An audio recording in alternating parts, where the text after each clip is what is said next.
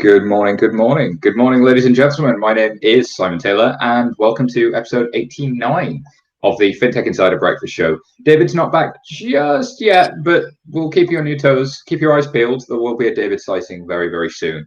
As you know, in this show, we bring you the best and brightest from around the fintech and banking landscape every single weekday, straight to your homes at 8:30 British summertime, apart from on Wednesdays, when Sam Moore goes live at 3:30 BST or 10:30 on the East Coast for our US friends. Both shows go live here on the 11FS LinkedIn. Today, I am thrilled to be joined by Duncan Grierson, who is the CEO and founder of Clim8.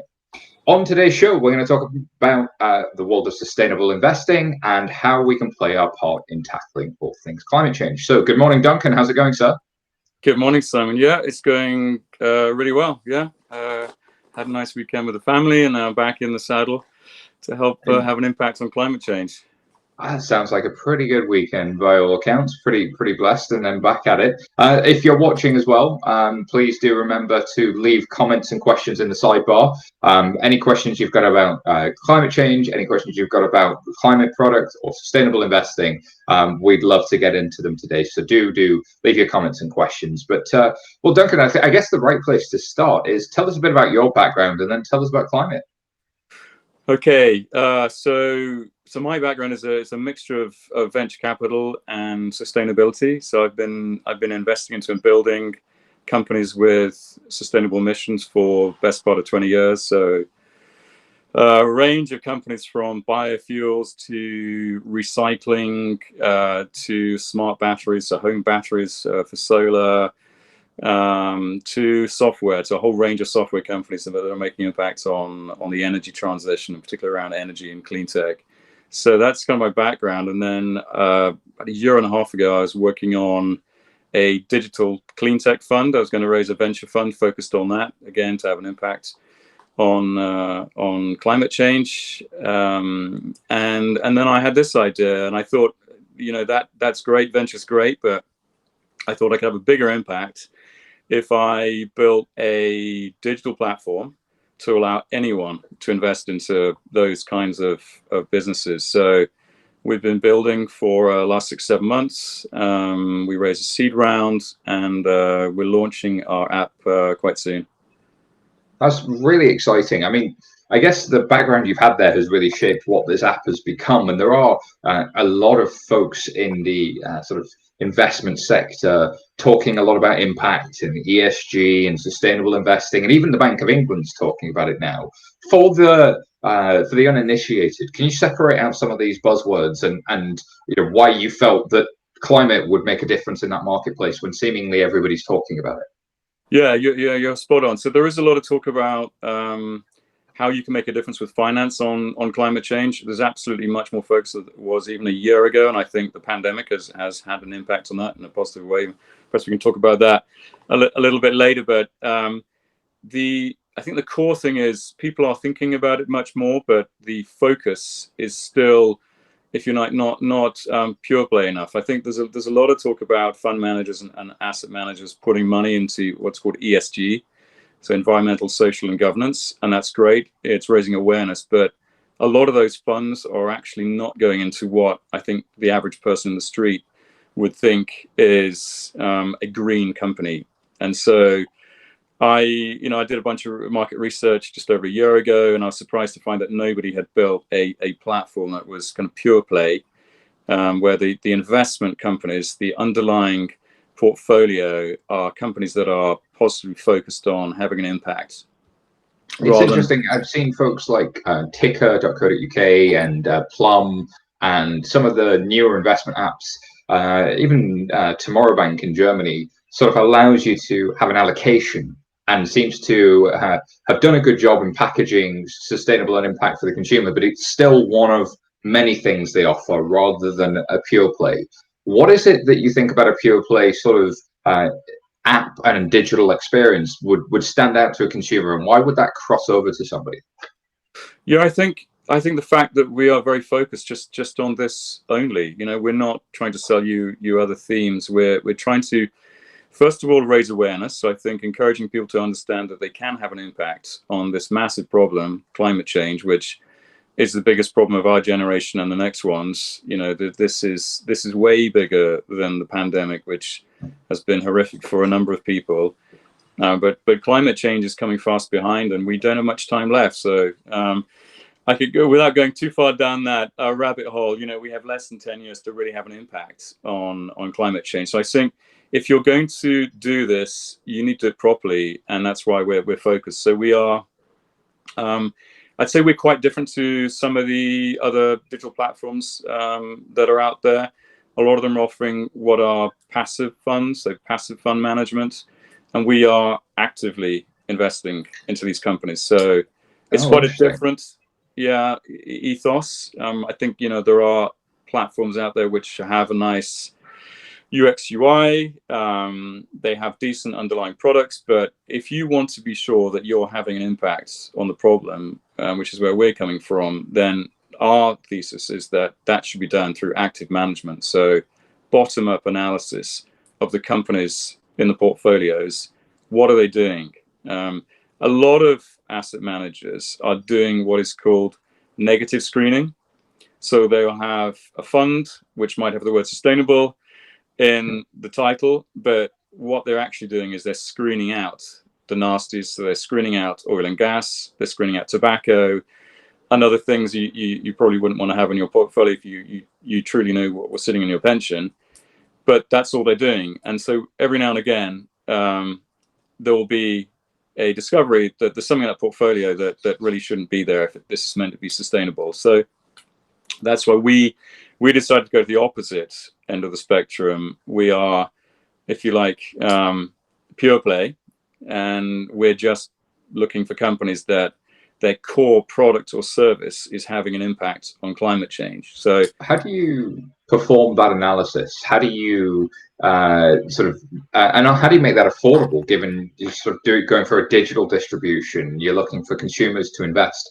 Can you make this make sense? Because in the fund management industry, active tends to come with a little bit more of a fee. It's a little bit harder to do, and quite expensive skill sets to be able to get that done. Yeah, so we're doing it. I mean, spot on. A great question. I guess there probably will be a little bit more expensive than some of the other digital platforms, but we think that's worth it for two reasons. One, you want to be sure you're getting what you're expecting. I think, as again, the average person in the street would be shocked to find, for example, Alphabet, the parent company of Google, sitting in their supposedly sustainable portfolio. So that's a great company. They've done incredibly well. Their products we use, all of us, on a daily basis, multiple times a day, and they are doing a better job in terms of buying in their energy from clean energy providers. So solar and wind developers are now a large part of how they power their very energy intensive data centers. But their core products are not green, they're not sustainable, they're not trying to have an impact on climate change. So and I guess, sorry, Duncan, I didn't mean to cut across you, but you've hit across something that I think is so crucial, which is the difference between sort of looking at something a company did that was green versus the impact of what they produce. And sort of the phones and the devices and those end products that can create waste can still be sort of having a negative impact, even if the energy they buy is from a good place. So separate that out from me. Do you think consumers can really understand that, or are you expecting them to trust you to tell the difference between those things? I think it's going to be. We need to raise awareness. So that's part of our mission, is to raise awareness that there are companies out there that are not necessarily doing what people would think. They're not necessarily doing a great job in terms of their underlying product or service, but that you can have an impact. So it's like I said, a part of our mission is really around awareness. It's not just about capturing massive assets under management. That clearly, to have an impact, we want to do that. That's very much in our roadmap. But part of our journey is to raise awareness. And for example, 100% of your listeners on this podcast will have oil and gas stocks sitting in their pension. That is just a fact. That's a structural fact, that the way the asset management, fund management business has been set up over the last decades is that they typically follow the FTSE 100 to a large degree, and a large part of the FTSE 100 has oil and gas stocks on it. And so, your pension, my pension, are sitting in those stocks. So that's okay. Everybody needs a return, but part of our awareness mission, if you like, is to make people understand that actually you can have very good, if not market outperforming returns by putting your money into companies that are doing good, that do have a positive impact on climate change. You do not need to give up returns with your savings and your pension. And that, I think, that's really key. That, I think, it really goes to the heart of everything we're trying to do and other people are looking at, is that the returns of the last 4 or 5 years from sustainable stocks, truly sustainable stocks, which have green products and services, is above market. And I think most people would be surprised to hear that. Most people would think, oh, green investing, that's a bit like charity. I'm going to have to give up returns. I'm going to have to, lose, 2 or 3 points off my pension. And if you compound that over 2 or 3 decades before you retire, you're going to be giving up a lot of money. Actually, the opposite is the case from our research, that you can do potentially much better by investing your savings and pension into what we call, truly green, sustainable stocks. And I think, there's a logic to it. Again, I think people are moving away from products and services which are damaging to the environment. You touched on 1 or 2 things. I think people are now moving away, things like fast food, fast clothing, how we buy our energy. I think a lot of people are buying clean energy to power their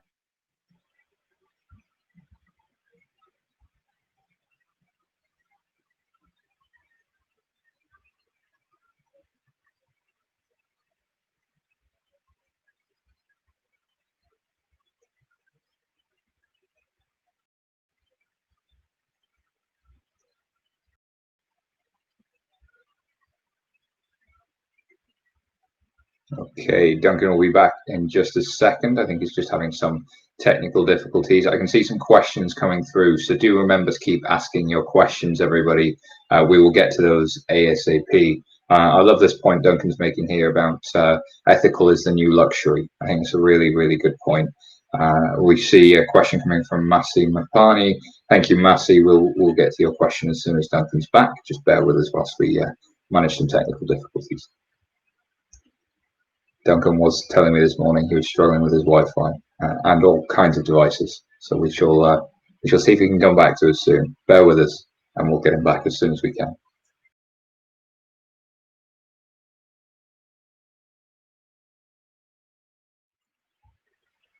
Nope, it's just me still.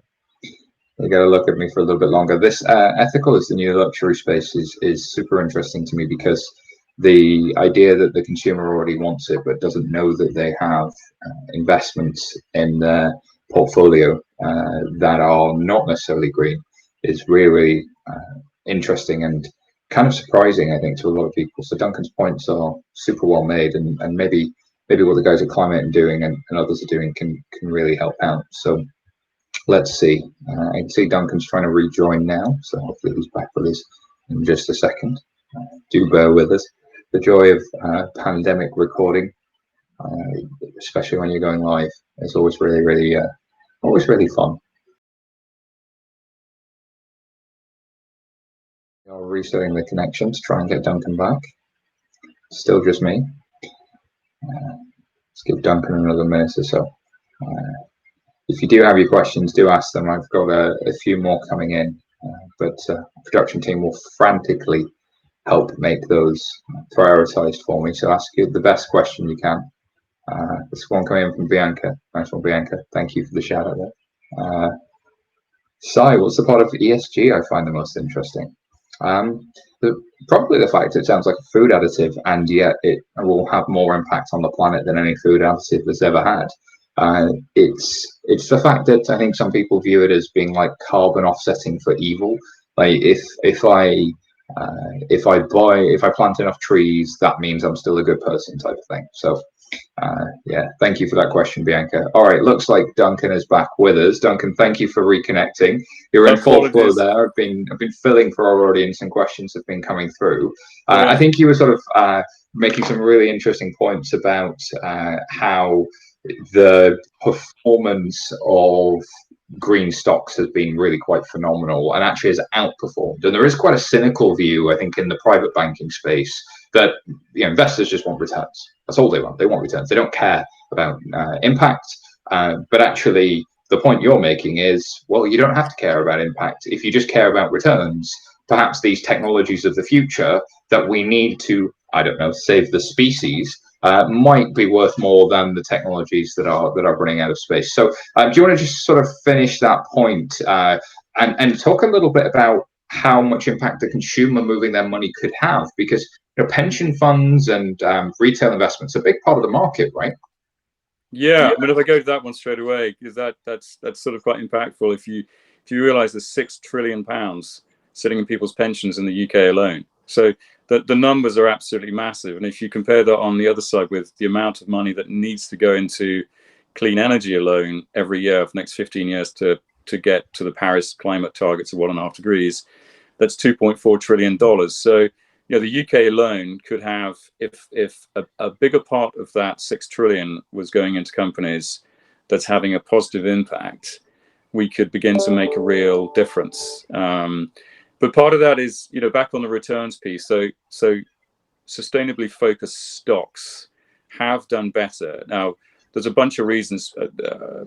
One of those reasons is if you've just screened out oil and gas, you'll have already done better, because oil and gas has not done well in the last 12 months for a bunch of different reasons. Some structural, we are moving away from oil and gas. Electric vehicles are on the rise. The pandemic, people were driving less. There were people moving around less. The OPEC situation, the price of oil went down dramatically. So the oil and gas stocks have not fared well. So if you would simply screen them out, as some fund managers have done with their sort of sustainable portfolios, you'd have already done better. But the other side is that the companies that do have products and services are getting more interesting for consumers. So I think, I begin touching up for a sadly lost connection. People are beginning to think much more about what they eat, about how they clothe themselves, the energy for their home. Do people want to be commuting every day to work? I think the work from home, the fact that we've been forced to do that, has generally had a positive impact, and people have enjoyed cleaner air. People can understand that we've not necessarily lived our lives the best way for the last few decades. We've had rich lives with lots of goodies, but perhaps as a slightly simpler life. We don't necessarily need to give up our iPhones, but do we need to have all those things? Do we need to be flying once a month to Ibiza for whatever reason? I think a lot of people have been rethinking how they want to live, and I think the pandemic has accelerated that, and that's all part of this movement towards, I think, a more sustainable way of living. And that will for sure have an impact on companies that have products and services that are more in that direction. And therefore, if you have those companies in your portfolio, the price of those shares is likely to go up. I love that idea that for the consumer, ethical is the new luxury, and the consumer is choosing ethical as the luxury item, as the thing that speaks to who they are and what they want from the world. There's a question here from Masi Mapani, who asks, I'd be interested to know what the interest markets for investment will be. I'm guessing that's what the interest in markets for investment will be, and what does market growth look like going forward? So I think you've sort of covered pieces of those, but talk to me a little bit about growth on both the supply side and the demand side, because you've got the consumer demand, but is there enough supply, and is there a distribution that really works there? So there have, over the last 20 years, there's been less and less companies listing. So there is a finite number of kind of good, truly sustainable green companies as we define them. There is a finite supply at the moment. But again, if we can raise awareness or help raise awareness across the piece, I think more and more of these great companies will be able to list, and everybody will be able to invest into them. So personally, I've got quite a large portfolio of venture type investments in earlier stage companies that are not ready to list, but those companies are in things like electric vehicle battery optimization, solar panel, energy into your battery in your home, optimized software. These are all, great businesses that are growing fast. And at some point, they will probably want to access the capital markets, and they can list, and then we can then put those kinds of companies into people's portfolio. So I think there's a bit of a journey. There probably is a limited universe, if you like, of really good companies out there, but that's fine for us, at least starting right now. At the moment, we have 0 assets under administration, so we're starting from a pretty low base. But over time, as we grow, we're hopeful that more great companies will list, and then we can provide access to those kinds of companies through people's portfolios. There's something interesting at the moment about the pandemic market as well, how banks especially are looking at large potential loan losses and are putting aside provisions for lots of loan losses, and probably seeing lots of deposits come towards them. I think Barclays have announced their partnership with Scalable Capital for Robo. We may see a lot more. I think the free trades of the world and many others are starting to see real user growth in this time. Do you think, from a climate perspective, you guys can be a part of that story and a part of that growth in the next 18 months to 2 years? And what are your ambitions for sort of the customer adoption look like? I mean, we certainly hope so. I mean, we're a little tiddler. We haven't launched yet. We are kind of growing. We've grown the team. We were 10 people at the beginning of the pandemic, March 13th, when we went home. And now we're 16 people. We've got 7 software engineers coding like crazy. So we're still very early. But we're hopeful that there will be enough people out there who want to make a difference with their savings for us to be able to grow an interesting looking business. And we did a crowdfunding round in the middle of the pandemic. We were a little wary. We weren't sure what was going to happen. Other people paused, dropped their crowdfunding. We just went for it, and it was super successful. We had 1,400 investors. We raised 3 times what we went out to raise. So, 1,400 investors would suggest that there probably is some appetite for this kind of product. Those investors are likely to become, at least some of them, super users of the underlying product.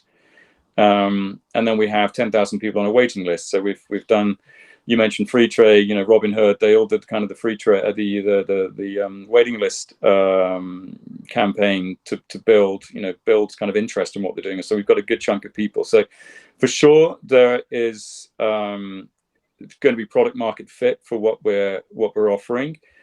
Will we capture a large chunk of the market? Only time will tell. But we are, as I said, we're not just purely focused on AUM. We're focused also on raising awareness. So if people don't invest with us, it's also fine that they might invest through other mechanisms. But if you want to be sure of putting your money into green companies, then we think we're probably the destination for you. I love that idea that the edge really is around that active management and that additional work that's gone into it. And I think that is a price that an investor is in many cases maybe willing to pay. But there's a good question here from William. I think it's Blacknell. So William, apologies if I got your last name. There was a letter missing in or was it Bicknell? I'm not sure. Is there a standard way to quantify a company's ESG-ness? And I think you sort of talked about that earlier. There are some standards out there, but that's where people get a little bit tripped up sometimes. Yeah, I mean, this again goes to kind of the heart of the problem. There actually isn't really any standardized template around what should fit into an ESG portfolio. So, for a start, all the companies are self-reporting. So nobody is actually auditing whether what they say is true or not in terms of their carbon impact of the products during the manufacturing, and then of their usage, and then the fund managers, they have massive scope to, frankly, fiddle the numbers, which is why you do find every now and again there's a big piece in the press around some well-known fund manager has got an oil and gas stock sitting in their supposedly green portfolio. So there is no now.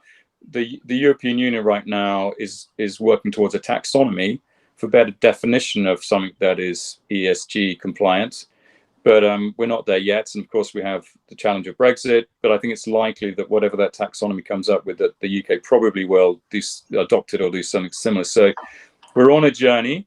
People will probably get better and better at this.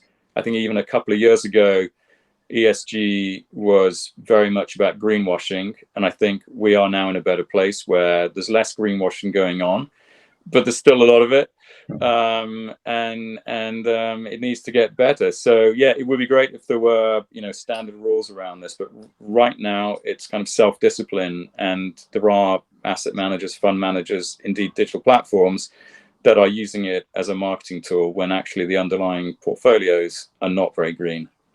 I loved your point about, to reach the Paris Climate Accord, we need about 2.3 trillion US dollars, and the UK pensions market is about 6 trillion pounds.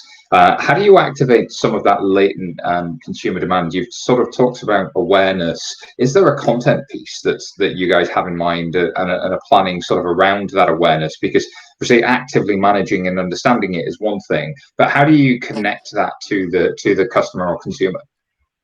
Yeah, spot on. I think, you know, that is a core part of what we'll offer is education around and awareness raising that will in the product itself, and then in our marketing tools, you know, our toolkit bag. This is obviously a key thing to make people understand that, one, your pension is right now for sure sitting in some stuff which is negatively impacting the climate, but two, you can have an impact if you move your savings and your pension into the better stuff, and then sharing that with other people. I think, you know, most people feel pretty impotent, for want of a better word, in terms of climate change. There is a lot of climate anxiety around the world, and people don't really know what to do.